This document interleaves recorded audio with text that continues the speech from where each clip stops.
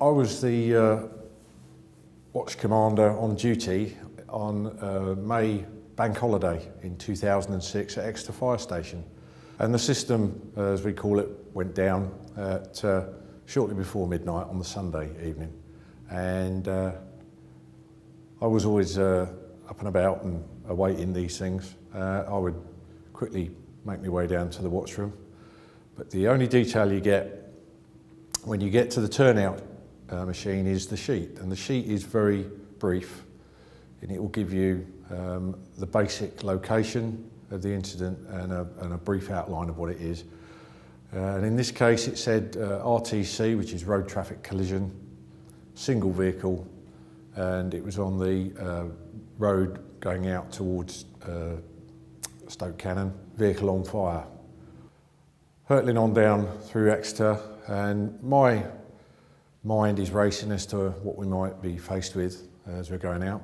And as we get closer to the incident, we're just coming up to a pub called the Roughwell Inn, and an ambulance overtook us going at some speed, and we weren't hanging about, and disappeared round the bend. 30 seconds later we were on that bend, and as we're coming round the bend, on the left hand side, and I would say about 100 to 150 yards up on the left, there was a very large single oak tree that had stood there for hundreds of years and is still there. And wrapped around it and fully ablaze was a small vehicle, a hatchback. You couldn't tell what it was at that point. And in my line of sight from the front of the appliance, I could see the ambulance pulled over to one side, and one of the paramedics was trying to talk to a young lad. So I ran over to the paramedic and I asked, were you in the crash, to the young lad? And the lad was in his early 20s, I believe he was about 21. And my first question to him was, there anybody else in the vehicle with him? And he said yes. So I then said to him, well, where are they now? He said, I'm not sure, I don't know. He just couldn't get it out, and he couldn't be sure where they were. So sent crews looking with large torches and thermal imaging equipment to look along the trench and into the field. And all the time this is going on, my breathing apparatus wearers are putting out the fire and trying to contain it. And it was going quite ferociously at this point. And whilst that's going on, I get radio messages back from the crews that are out in the fields, and they said they found a grill from the front of the vehicle. They found a headlamp fitting, but they couldn't find anybody. They couldn't find any people, and they were scanning around still looking. At the point where the crews had managed to knock the fire down with the high pressure hose reels, one of the breathing apparatus wearers then came up to me and said, boss, I've got some bad news. One of them's still in the car. And having seen the car in a fully ablaze, there was no survivability possibility at all. And then about 20 to 30 seconds later, the other breathing apparatus wearer identified that there was another person still in the vehicle. Gutted, and I think we all were, all of the crew. And they then put the fire out completely. And at this point I've been discussing with another officer who'd arrived as to what the situation was and what our outcome would be and blah, blah, blah. And then I heard a car, and bear in mind that the police had closed the road further back where we'd entered it, and they were manning that roadblock to stop any cars coming up to the crash scene. And I saw the lights of a car, and they were sort of blurring my eyes, couldn't really see anything, but I heard it pull up. And I heard the engine was turned off, and then I heard muffled voices. And then I heard a sound I'll never forget, and I wish I could, was a sort of wailing sound, really loud, very powerful, very emotive. And a bit of a scuffle going on, and some voices saying, no, no, no, you don't want to go up there.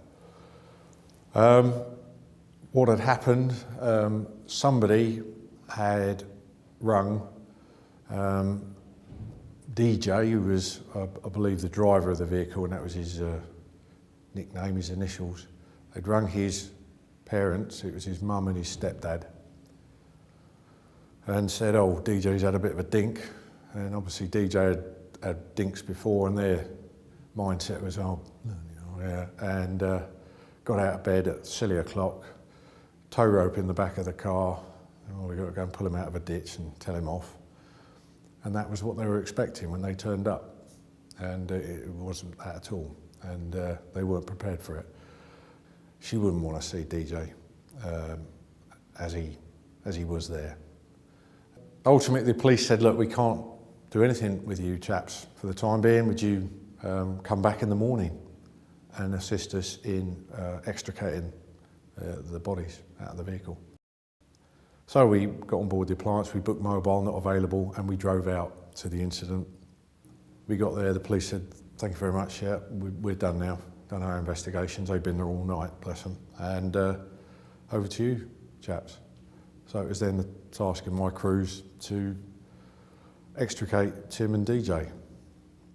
And it was a really, really difficult task. Imagining the temperatures in the vehicle were very high, the dashboard had melted round, the car was wrapped round them with the impact, and we had to get in and literally pull all the plastic and everything off of their burnt bodies and cut them apart because they were welded together. And once we'd managed to cut the car away and cut the bits from them, there were the funeral directors there waiting very somberly, and we did the best we could to put them in the body bags and zip them up and put them in their van, and they quietly took them away. What happened, well, they'd gone out for a quiet drink, and DJ, being a sensible lad by all accounts, had been the designated driver. He didn't drink any alcohol. They hadn't smoked any drugs, taken any drugs in any other fashion. They'd literally had a couple of pints, a bit of a laugh and a chat, and were driving home. They weren't racing particularly. The road, whilst it was dark, it was dry. There was no rain, no wind, nothing that was adverse. But DJ was quite young. I believe he was about 19. He hadn't been driving very long in terms of experience. And the young lad who survived the incident was in the back, and he can't remember clearly what he asked for, but he leant over in the vehicle to the front, and he said he was either asking for a cigarette or asking them to change the CD. And DJ, who was driving, coming up to the bend, turned and said, don't do that. But in doing that, he started to lose control of the vehicle, and the vehicle swerved over to the curb side, near side, and he clipped it. And it wasn't a hard curb, it was a mud curb. And he started to lose control, he overcorrected, he hit the opposite curb, again overcorrected, and by this time the car was starting to really lose its contact with the road. And when it came round the bend, it was out of control. It clipped the curb again with its near side front wheel, because he was skidding sideways on, and it flipped it sideways into the tree, and DJ, the driver's side, impacted first. The lad in the back remembers waking up, seeing smoke coming into the vehicle. He called the fire service, and they said, try and get out. He couldn't. It was only a two-door vehicle. If there was a sunroof, there was no access to it because it was too impacted. And in the end, he kicked his way out as the smoke was coming into the vehicle, and he kicked his way out through the back window. And as he got out of the back window, the car erupted in flames, and he was stood there watching his two friends. Well, I won't describe anymore, use your imagination. He's got to live with that now for the rest of his days. Not good. And so have I. And so have all the other crew, and the police, the ambulance, everyone. And I will never forget what I saw in there, and I've seen all sorts of nasties in my time in the military, as you can imagine. and in the fire brigade, but nothing to match what I saw that night.